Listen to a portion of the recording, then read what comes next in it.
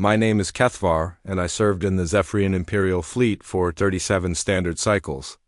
I commanded a battle cruiser, led ground assaults on 17 different worlds, and earned the Silver Talon for distinguished service. I thought I understood warfare. I thought I knew what fear meant. Then we encountered the humans. The intelligence briefings made them sound primitive.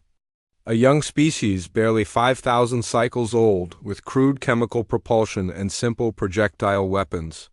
Their homeworld had been discovered only recently by our scout drones, orbiting a yellow star in the galaxy's outer rim.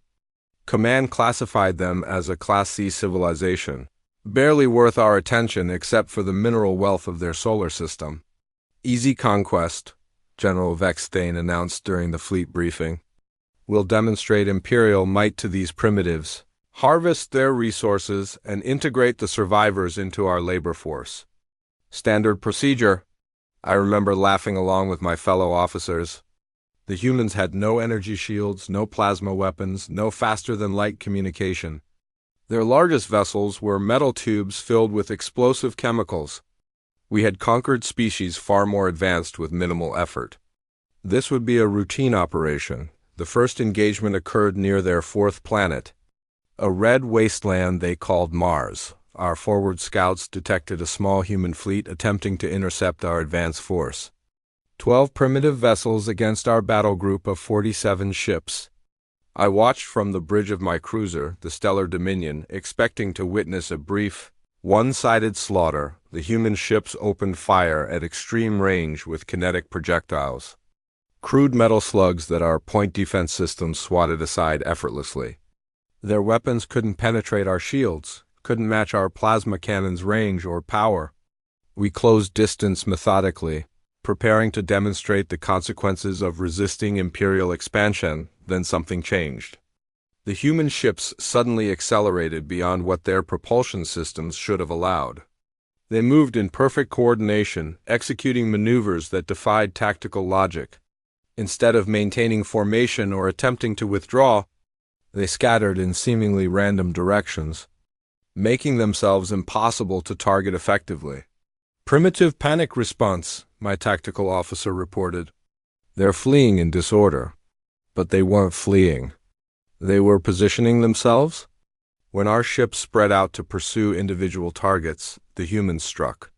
Not with energy weapons or conventional projectiles, but with their ships themselves. They turned their vessels into guided missiles, ramming our cruisers at velocities that converted their hulls into devastating kinetic weapons. The first impact caught everyone off guard. The human ship struck the Imperial destroyer Void Render amidships, breaching containment on 3 plasma conduits. The explosion tore the destroyer apart, taking 87 crew members with it.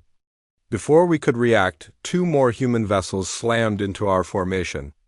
Each collision calculated to maximize damage to our most vulnerable systems. Impossible, General Vexthane whispered over the command frequency. No species sacrifices trained personnel for tactical advantage. It's inefficient. It's wasteful. But the humans weren't finished. The surviving vessels from their initial assault group had used our confusion to maneuver into optimal firing positions. They unleashed everything they had, not at our main armor belts or shield generators, but at our sensor arrays, communication equipment, and navigation systems. They were systematically blinding and deafening us. I ordered my gunners to target the nearest human ship, a sleek vessel roughly half our size. Our plasma cannons should have vaporized it instantly. Instead, the human craft rolled and twisted through space with impossible agility, its pilot seemingly anticipating our weapons' targeting patterns. It dove beneath our firing arc, released a spread of primitive missiles, and accelerated away before our turrets could track it. The missiles weren't armed with exotic warheads or guided by sophisticated AI. They were simple chemical explosives wrapped around dense metal cores. But the humans had targeted something our tactical computers hadn't considered vulnerable. The missiles struck our external sensor clusters, not to destroy them but to coat them with reflective chaff and interference compounds. Suddenly, half our targeting systems were operating blind. How are they predicting our movements? My sensor operator demanded. Their technology is centuries behind ours. That's when I began to understand. The humans weren't relying on superior technology. They were using something we had forgotten in millennia of technological dominance: pure, desperate innovation. Every ship was a laboratory, every engagement an experiment. They adapted their tactics faster than our computers could analyze their patterns. The battle lasted 6 hours. When it ended, 12 primitive human vessels had destroyed or disabled 23 ships of the Imperial fleet. We lost over 2,000 crew members. The humans lost approximately 200. By every metric of civilized warfare, they should have been annihilated in the first 10 minutes. Instead, they had taught us fear. I floated in my command pod afterward, studying the sensor logs and trying to comprehend what I had witnessed. The humans fought like no species we had ever encountered. They didn't seek to minimize losses or preserve resources. They fought as if every battle might be their last, as if survival itself hung in the balance with each engagement. "Sir," my communications officer reported, "we're receiving a transmission from the human fleet." "Put it through." The voice that emerged from our speakers was calm, almost conversational. It spoke in perfectly accented Imperial Standard, though their species had only encountered our language days earlier. "This is Admiral Chun of the Terran Defense Force. We know you understand our words. We've been monitoring your communications and learning your language since you entered our system. We have a message for your commanders." The transmission paused, and I could hear what sounded like weapons being loaded in the background. "You came here expecting an easy victory over primitives. You thought our technology made us weak? You were wrong. We don't fight with superior weapons. We fight with superior will. Every human in this system would rather die than kneel to invaders. If you want our worlds, you'll have to pay for them with blood. And we promise you, the price will be higher than you can afford." The transmission ended. Around the bridge, my crew stared at their instruments in stunned silence. In 37 cycles of military service, I had never heard an ultimatum delivered with such quiet certainty. The humans spoke of death and sacrifice as if discussing weather patterns. That night I couldn't enter hibernation cycle. I kept thinking about those human pilots who had turned their ships into weapons, who had died not in the heat of battle fury but with calculated precision. What kind of species chose extinction over submission? I was about to find out. The second wave arrived 3 days later. High Command had dispatched Admiral Zex Prime with 2 full battle fleets, nearly 300 warships bearing the Empire's most advanced weaponry. The humans, according to our intelligence, had perhaps 50 functional vessels remaining in their entire solar system. "The first engagement was clearly an anomaly," Admiral Zex Prime declared during the strategy briefing. "Primitive cunning and desperate tactics. We will not be caught off guard again." I wanted to believe him. My crew wanted to believe him. But something in my thorax kept tightening as we approached Earth's orbital space. The humans had used those 3 days for something. Our long-range sensors detected massive construction, activity around their homeworld and throughout the asteroid belt between their third and fourth planets. "They're building fortifications," my tactical officer reported. "Crude metal platforms with kinetic weapon emplacements." Admiral Zex Prime's mandibles clicked in amusement over the command frequency. "Static defenses. How primitive. Our plasma batteries will reduce them to atomic particles." The Admiral ordered a direct assault on Earth itself. 300 warships arranged in standard battle formation, advancing at optimal range for our energy weapons. The human platforms opened fire when we reached their outer perimeter, launching clouds of metal projectiles that sparked harmlessly against our shields. Then, the asteroids began moving, what we had assumed were natural space rocks. Drifting in their orbital paths suddenly ignited chemical thrusters. Hundreds of asteroids, each the size of a small moon, began accelerating toward our formation. The humans had been mining them, hollowing them out, turning them into massive kinetic weapons. "Evasive maneuvers," Admiral Zex Prime ordered. But his voice carried a note of uncertainty. Our ships scattered, breaking formation to avoid the asteroid bombardment. That's when the human fleet emerged from concealment behind their moon. They had been waiting, perfectly positioned to strike while we dealt with the kinetic barrage. But these weren't the same ships we had fought before. In 3 days, the humans had rebuilt their entire fleet using salvaged materials from our destroyed vessels. Their new ships bristled with hybrid weaponry, primitive chemical rockets married to captured plasma conduits. They had reverse-engineered our technology and integrated it with their own in ways that should have been impossible. How? I whispered, watching human vessels armed with our own weapons engaging our battle cruisers. How did they adapt so quickly? The answer came during the battle itself. Every time we destroyed a human ship, the surviving vessels immediately modified their tactics. They were learning from each loss, transmitting combat data to their fleet in real time. Instead of following predetermined battle plans, they were improvising constantly. Treating each engagement as a learning opportunity, I watched a human destroyer, barely 1/10 the mass of my cruiser, execute a spiral approach that brought it inside our weapon's minimum range.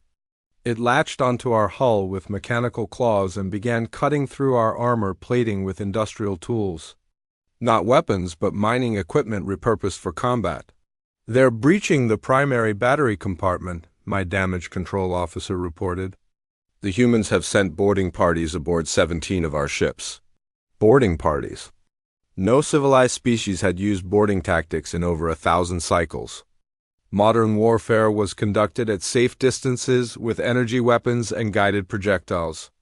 Direct physical combat was barbaric, inefficient, unnecessarily dangerous, but the humans didn't care about efficiency or safety. They cared about results. The boarding alarm echoed through my ship's corridors. I descended to the main deck to observe our security forces repelling the invaders. What I saw there will haunt my dreams for the rest of my life cycles. The humans were smaller than us, more fragile, with shorter lifespans and weaker natural armor. By every biological measure, they should have been inferior soldiers. Instead, they fought with a ferocity that defied rational analysis. They used their own bodies as shields to protect wounded comrades. They continued fighting with injuries that would have sent any Zephyrion into shock hibernation. I watched a human female, blood streaming from multiple wounds, hold a corridor against 6 of our warriors while her companions completed whatever sabotage mission they had planned. She didn't retreat when her ammunition ran out. She didn't surrender when our warriors surrounded her. She triggered an explosive device that killed her instantly and collapsed the entire section, trapping our forces behind debris. Why? I demanded of the human prisoners we managed to capture. Why do you fight so desperately? Your world cannot stand against the Empire. Surrender now and your species will be preserved as laborers. One of them, a male with graying fur on his head, looked at me with eyes that showed no fear, only determination. You don't understand us at all. We're not fighting for our government or our leaders. We're fighting for our children, for the future of our species. Every human who dies today buys time for the ones who will carry on tomorrow. That's inefficient, I protested. Individual sacrifice doesn't serve the greater good of galactic civilization. The human smiled, an expression that chilled my blood. We are our civilization. Every person matters. Every life has value. That's what you'll never understand about us. We don't fight for the Empire. We fight for each other. The battle raged for 18 hours. When it ended, the human fleet was destroyed, their orbital platforms reduced to debris, their homeworld defenseless. By military standards, we had achieved complete victory. The humans had lost everything, except they hadn't lost everything. In those final hours, while their fleet was being systematically destroyed, the humans had launched thousands of small vessels toward the outer edges of their solar system. Not warships, but transport craft packed with civilians, genetic samples, cultural archives, and industrial equipment. Evacuation ships, Admiral Zex Prime observed. They're abandoning their homeworld. But I realized it was something more. The humans weren't just evacuating. They were dispersing their entire civilization across the galaxy. Each ship carried everything necessary to establish new colonies, new industrial bases, new fleets. We had conquered their homeworld. But we had also ensured that humans would spread to every corner of known space. The implications terrified me. Every engagement had taught the humans something new about our tactics, our technology, our weaknesses. Now they were carrying that knowledge to 1,000 different star systems, where they would adapt and grow stronger, Admiral Zex Prime claimed. Victory and ordered the occupation of Earth, but as I watched those evacuation ships disappear into faster-than-light jumps they had somehow improvised from captured Imperial technology, I knew we had made a terrible mistake. We hadn't conquered the humans. We had educated them. The first reports of human activity beyond their home system arrived 6 months after our victory at Earth. Merchant vessels reported attacks on convoy routes in 3 different sectors. Military outposts detected unauthorized transmissions using Imperial encryption codes. Mining operations discovered evidence of industrial espionage. Impossible, High Command declared. We destroyed their fleet. Their homeworld is under occupation. These must be isolated survivors. I knew better.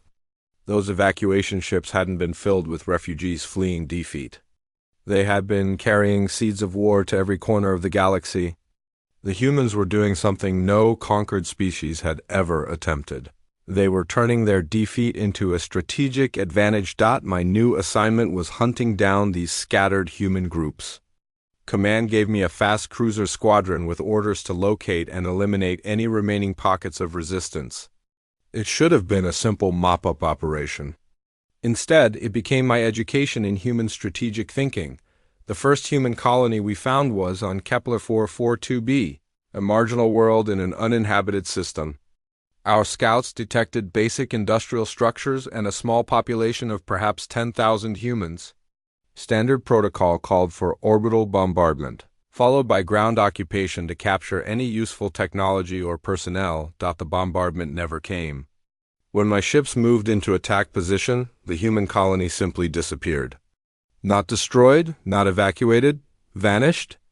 One moment our sensors showed buildings and power signatures, the next showed only empty landscape.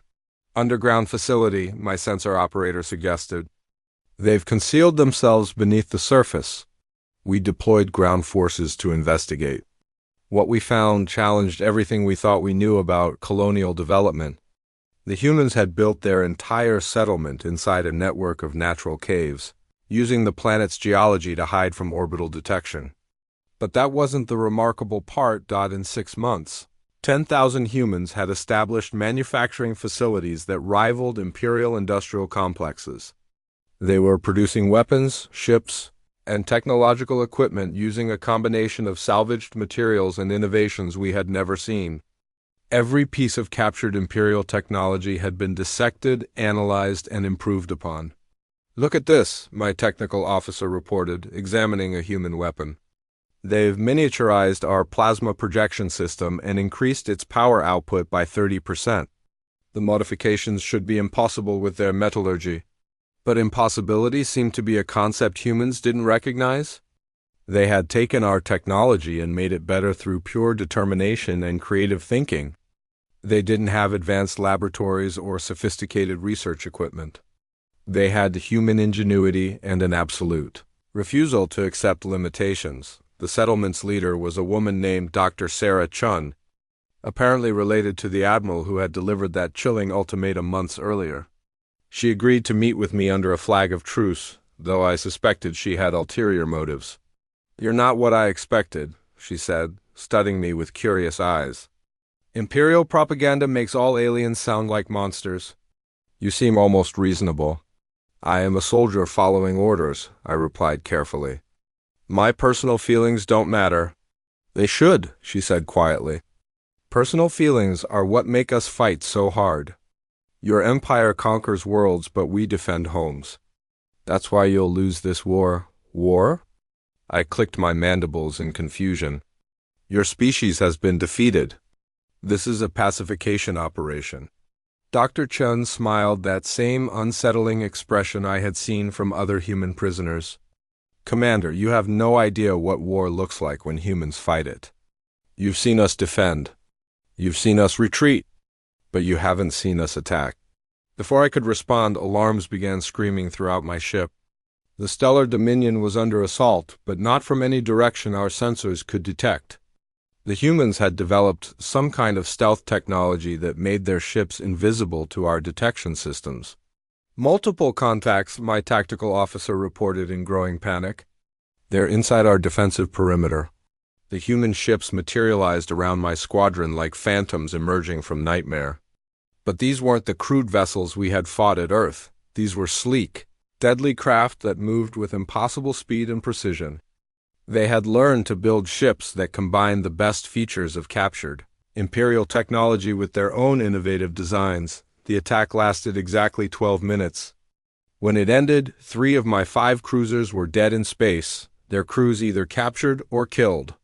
The humans had demonstrated combat capabilities that shouldn't have been possible for a supposedly defeated species. How? I demanded when Dr. Chun contacted me aboard my crippled flagship. We learn fast, she replied simply. Every battle teaches us something new. Every defeat makes us stronger. Your empire has spent 1,000 years perfecting the same tactics against the same types of enemies. We've spent 6 months studying you specifically. She was right. Imperial military doctrine assumed that conquered species would either submit or be eliminated. We had protocols for rebellion, but not for adaptive warfare. The humans were rewriting the rules of conflict in ways our strategic computers couldn't predict. What do you want? I asked. To show you something, Dr. Chun said. Your ship is disabled but not destroyed. Your crew is alive. You could report our location to High Command and call for reinforcements. Or you could listen to what we're trying to tell you. She transmitted a data package that contained information about human colonies throughout the galaxy. Hundreds of settlements, each one growing stronger and more sophisticated. They weren't just hiding from Imperial forces. They were building an entirely new kind of civilization. We don't want to destroy your empire, Dr. Chun explained. We want to change it. Every species you've conquered had something valuable to offer, but you never bothered to learn from them. You imposed your culture, your technology, your way of thinking. You made the galaxy smaller. I studied the data in growing amazement. Human colonies were making contact with other subjugated species, sharing technology and tactical knowledge. They were building alliances not through conquest, but through mutual cooperation. They were creating something the Empire had never imagined, a voluntary confederation of free worlds. Join us, Dr. Chun offered. Bring your expertise, your knowledge, your crew. Help us build something better than either of our civilizations could create alone. For a moment, I was tempted. The humans offered something the Empire never had. The chance to be valued for individual contribution rather than blind obedience. But my conditioning ran deep. I was an Imperial officer, sworn to serve the hierarchy that had shaped my existence. I cannot betray my oath, I said finally. Dr. Chun nodded, as if she had expected this response. We understand loyalty. That's why we're not going to force you to choose. Take your ships and go. Report what you've seen. But remember what we offered? The humans released my squadron and allowed us to return to Imperial space. I could have called for massive reinforcements and tried to destroy their colony. Instead, I found myself filing a report that downplayed their capabilities and recommended diplomatic contact rather than military action. I didn't realize it at the time, but the humans had done something far more dangerous than defeating my squadron in battle. They had made me question everything I believed about the necessity of Imperial dominance. And I wasn't the only Imperial officer having such thoughts. The humans were fighting a different kind of war, one that targeted minds as much as ships. And they were winning. The rebellion began on Vega Prime, a mining world populated primarily by enslaved Alteran workers. For 300 cycles, the Alterans had labored in the crystalline mines without complaint, their peaceful nature making them ideal subjects for the Empire. Then the humans arrived. It started with small things. Work stoppages blamed on equipment failures. Shipments of processed crystals mysteriously contaminated during transport. Communications blackouts that lasted just long enough to prevent proper Imperial oversight. High Command dismissed these incidents as normal operational difficulties. They were wrong. The humans had made contact with the Alterran workers and were teaching them something our species had never learned: organized resistance. I was part of the task force sent to investigate. Admiral Torvex commanded a battle group of 80 ships, more than enough firepower to pacify any uprising. The plan was straightforward: identify the source of disruption, eliminate human infiltrators, and restore normal operations. We found Vega Prime in a state of complete revolution. The Alterrans had seized control of the mining facilities, the orbital platforms, and the planetary communication array. But they hadn't simply risen up in chaotic violence. Their rebellion was coordinated, disciplined, and devastatingly effective. Impossible, Admiral Torvex muttered, studying the tactical displays. The Alterrans are pacifists. They lack the psychological framework for organized warfare. That had been true before the humans arrived. Now the Alterrans were demonstrating combat skills they had never possessed, using tactics that combined their natural abilities with human strategic thinking. Their crystalline biology allowed them to communicate through harmonic resonance, creating a hive-mind coordination that made their movements unpredictable to Imperial forces. The human influence was obvious. Alterran fighters used weapons designed according to human engineering principles, but adapted for their unique physiology. Their defensive positions showed human tactical doctrine modified for Vega Prime's specific geological conditions. Most disturbing of all, they were broadcasting propaganda messages that sounded distinctly human in their rhetorical approach. "People of the Empire," the transmission began, spoken by an Alterran but using human linguistic patterns. "For too long we have accepted the lie that freedom must be earned through submission, that security requires the sacrifice of dignity, that peace demands the surrender of choice. Today we reject these falsehoods." I had heard similar words from Dr. Sarah Chun months earlier. The humans were spreading more than military technology. They were spreading ideas that challenged the fundamental assumptions of imperial rule. Admiral Torvex ordered orbital bombardment of the primary mining complex. Our plasma batteries opened fire, expecting to crush Alterran resistance through superior firepower. Instead, we watched our energy beams bend around the facility as if deflected by some kind of shield technology. "The Alterrans have developed energy projection abilities," my sensor operator reported in disbelief. "They're using their crystalline bodies to create a harmonic field that disperses directed energy." It was another example of human innovation combined with alien biology to create something neither species could achieve alone. The humans had studied Alterran physiology and found ways to weaponize their natural abilities. In return, the Alterrans provided the humans with safe haven and resources. The ground assault was a disaster. Imperial Marines trained for conventional warfare found themselves facing an enemy that could literally change the battlefield around them. Alterran workers used their resonance abilities to shatter rock formations, creating instant fortifications and impassable obstacles.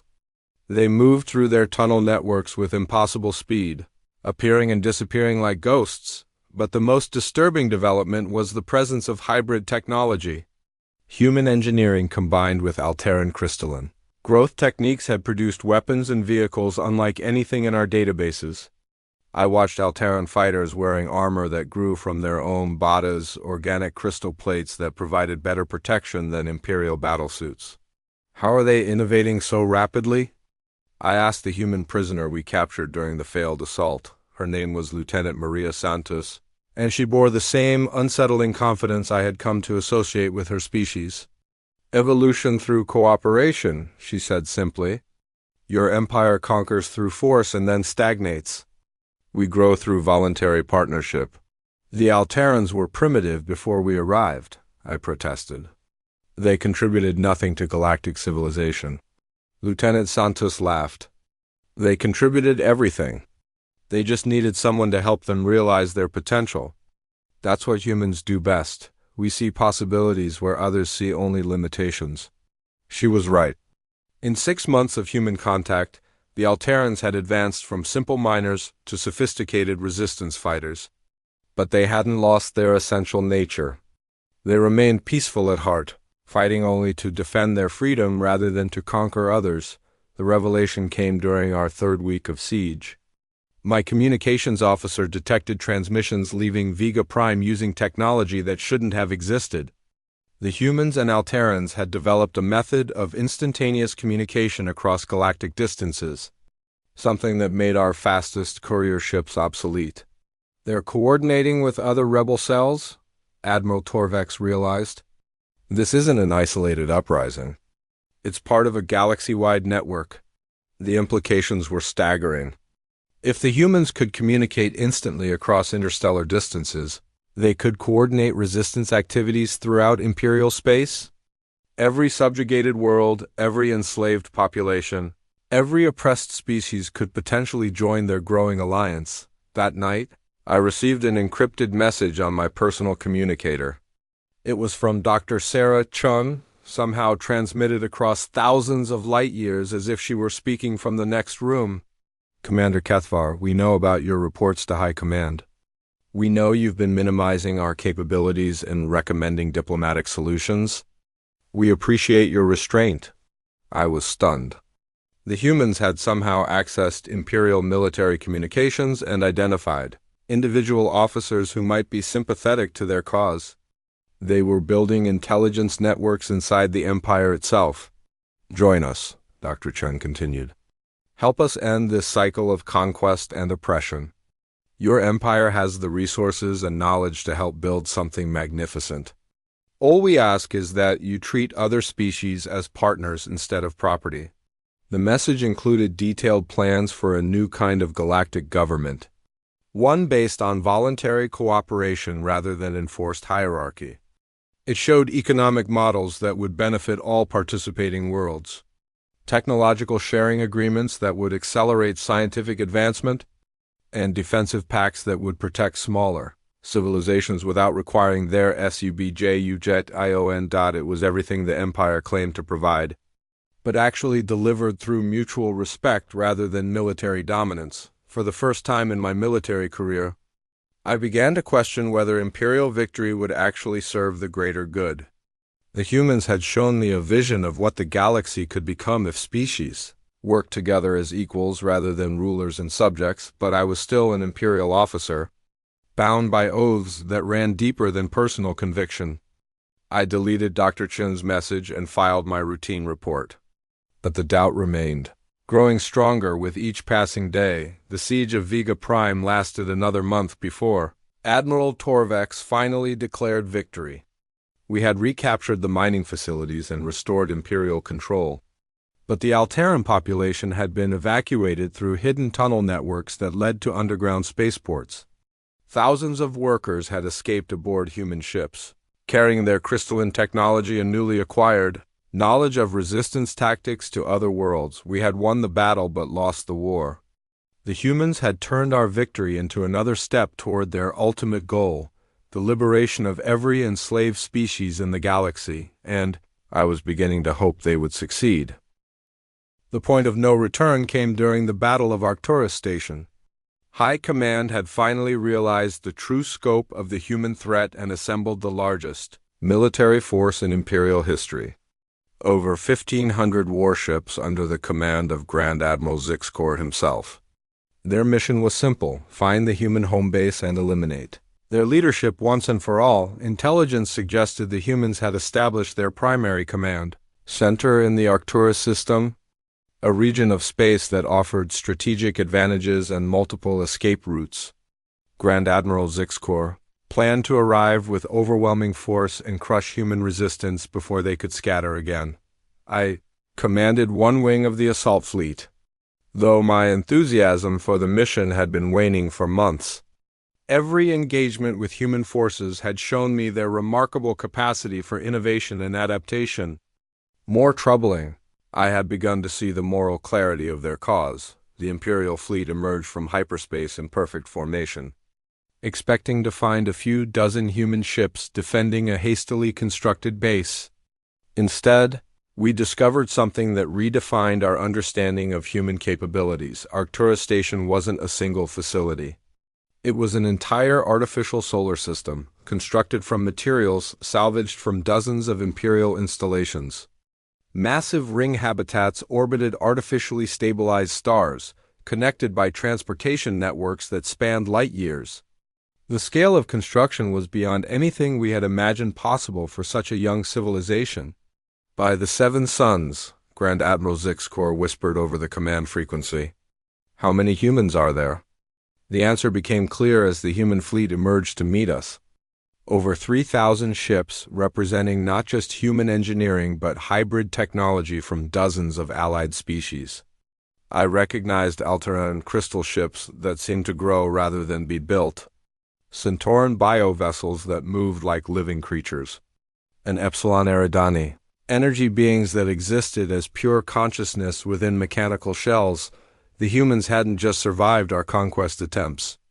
They had created the galaxy's first truly multi-species alliance, united not by imperial force but by shared values of freedom and mutual cooperation. "Attention Imperial Fleet," came the transmission from the human flagship. "This is Admiral Sarah Chun commanding the Allied Liberation Forces. You have entered sovereign space without permission. Withdraw immediately or face the consequences." The same woman who had offered me partnership now commanded a fleet that rivaled the Empire's own forces. But her tone carried no arrogance, no desire for conquest. She sounded like someone defending her home from unwanted invaders. Grand Admiral Zixkor's response was predictable. "Surrender unconditionally and your deaths will be swift. Resist, and we will exterminate every human in known space." Admiral Chen's reply chilled me to my core. "We tried to reason with your empire. We offered partnership, cooperation, mutual benefit. You responded with genocide. So be it. Today you learn what happens when humanity fights for its survival." The battle that followed redefined my understanding of warfare itself. The humans and their allies didn't fight like any military force in Imperial experience. Instead of rigid formations and predetermined tactics, they flowed around our fleet like water. Adapting constantly to our responses, human ships worked in perfect coordination with their alien allies, creating combat synergies we had never encountered. Altaran crystal ships amplified Centauran bioelectric attacks while Epsilon Eridani energy beings provided instantaneous communication across the entire battlefield. Each species contributed their unique abilities to create a fighting force greater than the sum of its parts, but the most terrifying aspect of the battle was how the humans used our own tactics against us. They had studied every Imperial engagement for the past year, analyzing our strategies and developing specific countermeasures. They knew our weapon ranges, our maneuvering capabilities, our command protocols. They fought us as if they had written our tactical manuals themselves. My squadron found itself surrounded by human fighters that seemed to anticipate our every move. When I ordered evasive maneuvers, they were already positioned to intercept. When my gunners targeted their ships, they had already moved to positions where our weapons couldn't track them effectively. How are they predicting our actions? My tactical officer demanded. The answer came from an unexpected source. One of my junior officers, a young Zephian named Velkon, had been monitoring human communications throughout the battle. "Sir, I think they have artificial intelligence systems more advanced than ours. They're processing our tactical patterns faster than we can generate new ones." It was true. The humans had combined their innovative thinking with captured Imperial technology to create computer systems that could outthink our best strategists in real time. They weren't just winning through superior numbers or firepower. They were winning through superior intelligence. The turning point came when Admiral Chun made an offer I never expected. "All Imperial vessels, this is Admiral Chun. Your fleet is defeated. Your Grand Admiral's flagship has been captured. Your forces are scattered and demoralized. But we're not interested in slaughter." She was right. The Imperial fleet was in full retreat, our formation shattered, our command structure compromised. Grand Admiral Zixkor's dreadnought had been disabled by a coordinated attack from 3 different species, his crew captured without significant casualties. "We offer terms," Admiral Chun continued. Any Imperial officer who wishes to join our alliance is welcome. Any ship that wants to leave can do so freely. Any world that chooses to remain part of the Empire may do so. We're not conquering. We're liberating. The choice is yours. It was the most revolutionary concept I had ever heard. An enemy force offering voluntary recruitment to defeated opponents. A military alliance that grew through persuasion rather than coercion. A civilization that viewed conquest as failure rather than success. Around my bridge, I could see my crew struggling with the same decision that had been haunting me for months. Continue serving an empire that maintained power through fear and oppression, or join a movement that offered something unprecedented, genuine freedom and cooperation among species. "Sir," Velkon said quietly, "what are your orders?" I looked at the tactical display showing human ships holding position around my cruiser, weapons powered down despite having us completely at their mercy. They weren't demanding surrender or threatening destruction. They were simply waiting for me to choose. For 37 cycles, I had served the Empire without question, believing in the necessity of Imperial rule to maintain order and civilization in the galaxy. The humans had shown me the lie behind that belief. Order maintained through oppression wasn't civilization. It was slavery dressed in noble rhetoric. "Signal the human fleet," I ordered. "Commander Kethvar requests permission to defect." The response came within minutes, transmitted on an open channel so my entire crew could hear Admiral Chun's words. "Permission granted, Commander. Welcome to the Alliance." That simple phrase marked the end of one life and the beginning of another. I was no longer an Imperial officer serving an emperor the First had never seen. I was a member of a galactic community that valued my individual contributions and respected my right to choose my own destiny. Over the following weeks, nearly half the Imperial fleet made the same choice. The humans didn't pressure anyone or use propaganda to convert us. They simply demonstrated through their actions what a free society looked like.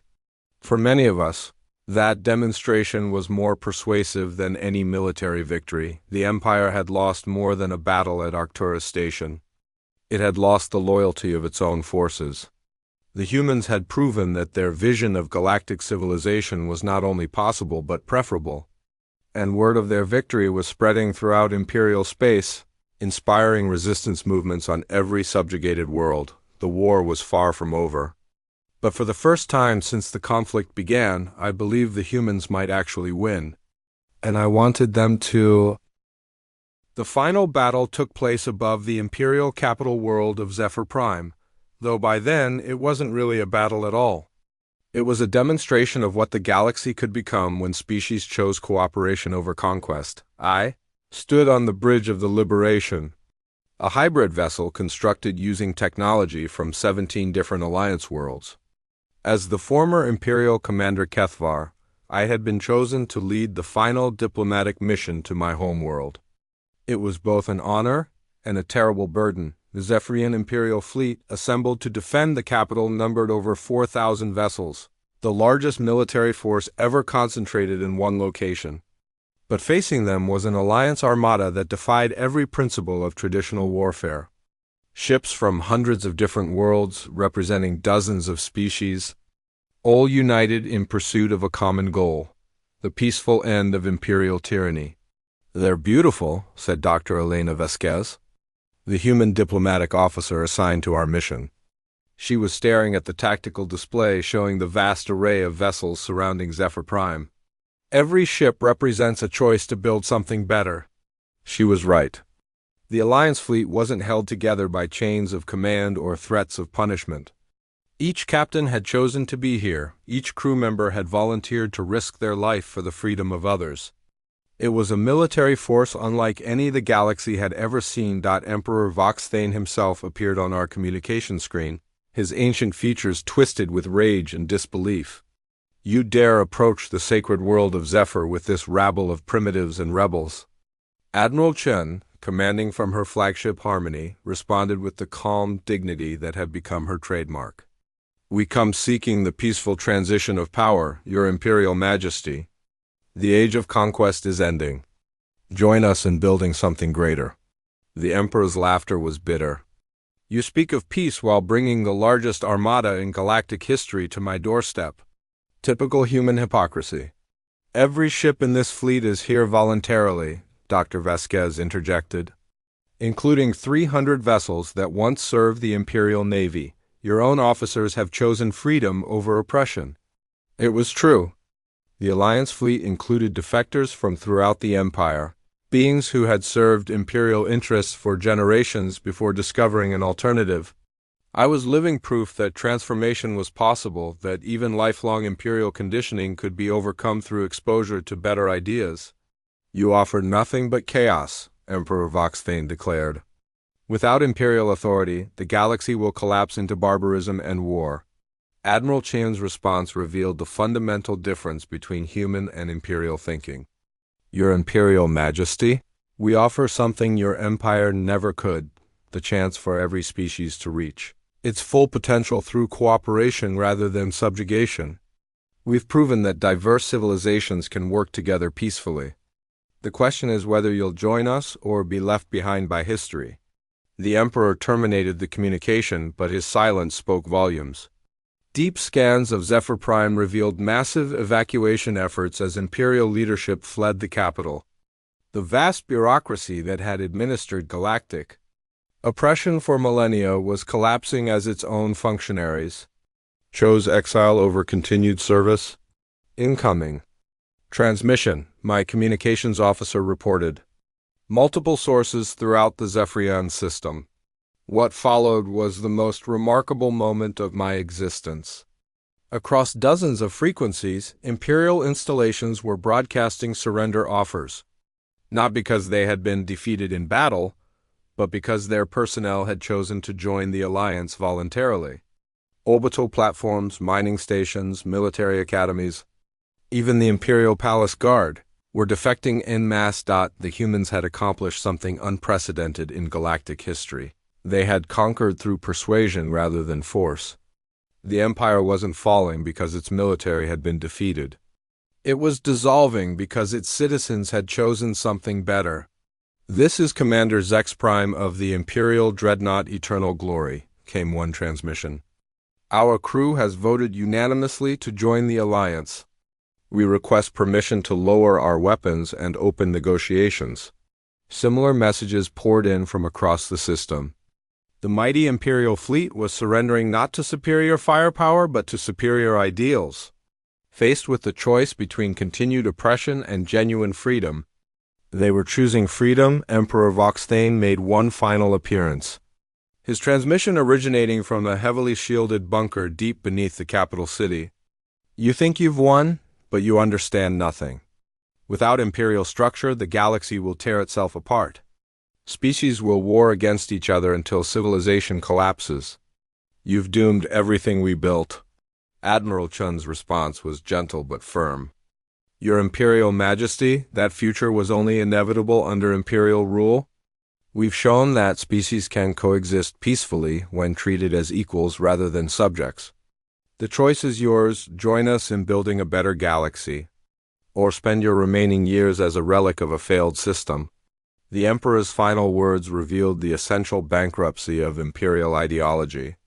I will never bow to primitives and rebels. He cut the transmission and activated the palace's self-destruct system, choosing death over the possibility of redemption. It was a fitting end for a philosophy that valued pride over progress, tradition over truth, dominance over cooperation. The formal surrender ceremony took place on the Alliance flagship Harmony, in a chamber designed to accommodate representatives from dozens of species. As the former Imperial commander who had helped facilitate the transition, I was chosen to speak for the many Zephyrians who had joined the Alliance. For 1,000 cycles, our empire claimed to bring order to the galaxy through conquest, I began, addressing the assembled delegates. We were wrong. True order comes not from the submission of the weak to the strong, but from the voluntary cooperation of equals. Today, we begin building the civilization our empire could never become. The applause that followed included sounds I had never heard before: Altaran harmonic resonance, Centauran bioelectric displays, Epsilon Eridani light projections. and dozens of other species-specific expressions of approval. It was a symphony of diverse voices united in common purpose. Admiral Chun spoke last, her words carrying the weight of history. Today marks the end of one chapter and the beginning of another. The Galactic Empire is dead. Long live the Galactic Alliance. In the months that followed, I witnessed the transformation of galactic civilization. Former imperial worlds joined the Alliance voluntarily, contributing their unique resources and knowledge to the common good. Species that had been enemies for millennia learned to cooperate. Technologies that had been suppressed under imperial rule flourished in the environment of free exchange. The humans had kept their promise. They hadn't conquered the galaxy through superior force. They had liberated it through superior vision.